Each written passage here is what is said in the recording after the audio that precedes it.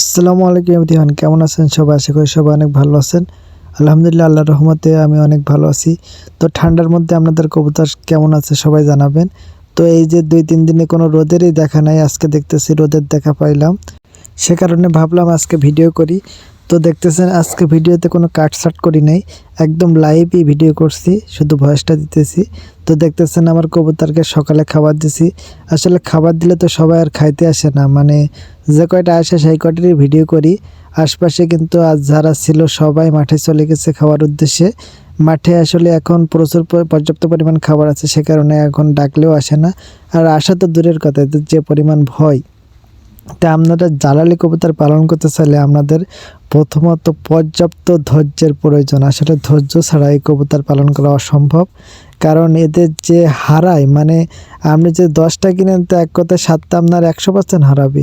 তো আপনারা যেভাবেই পালন করতে চান না কেন, আসলে এদের জ্বালালি কবুতর পালন করতে এদের উন্মুক্ত অবস্থায় পালন করাই সবথেকে ভালো। এই যে দেখতেছেন মাঠ থেকে 3টা কবুতর এই মাত্র নামলো, তো এদেরও ক্যামেরাবন্দি করে ফেললাম। তো আসলে এদের এদের পালতে গেলে আসলে উন্মুক্তভাবে পালন করা উচিত, কারণ এদের সৌন্দর্য হচ্ছে উন্মুক্তভাবে পালন করাই হলো এদের সৌন্দর্য। তো আসলে জ্বালালি কবুতর পালন করতে হলে আসল মজা যদি আপনি নিতে চান তাহলে এদেরকে উন্মুক্তভাবে পালন করতে হবে।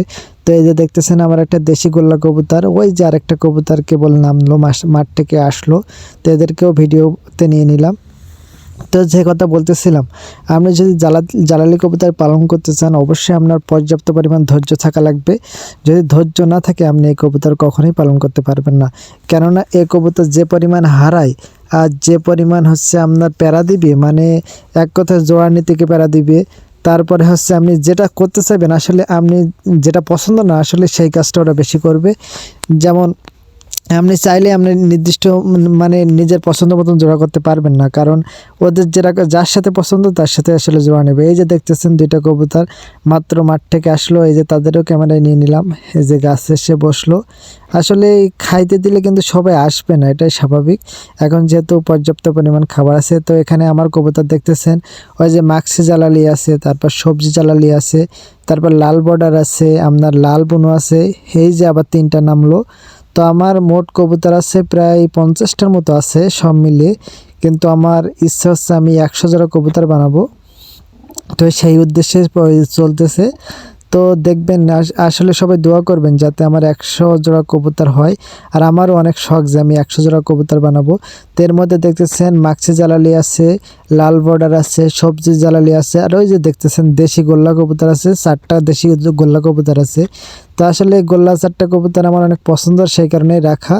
তো এদের মধ্যে জ্বালালির মধ্যে একজ জ্বালালি কবুতর পালা সব থেকে ভালো। তারপরেও আমার যেহেতু পছন্দ, সেই কারণে আমি হচ্ছে 4টা দেশি গোল্লা কবুতর রাখছি। কারণ হচ্ছে বাসায় অনেক সময় বাচ্চার খাওয়ার প্রয়োজন পড়ে, এদের বাচ্চা হলে আমরা জবাই করে খাই আর কি। মানে আমার ভেঙনে আছে, বোন আছে যারা অসুস্থ, তাদের জন্য রাখছি। আর একটা দেখতেছেন এটা একটা নতুন কবুতর, মানে কিনে আনছি। তো আসলে এরা থাকবে কিনা সন্দেহ। এটা বলার কারণ হচ্ছে আসলে কিনলেই তো সব কবুতর বাসায় থাকে না, এরা আসলে তাদের প্রকৃত মালিকের কাছে চলে যায়। তো যতই চলে যাক আসলে ধৈর্য ধরে তো রাখতে হবে।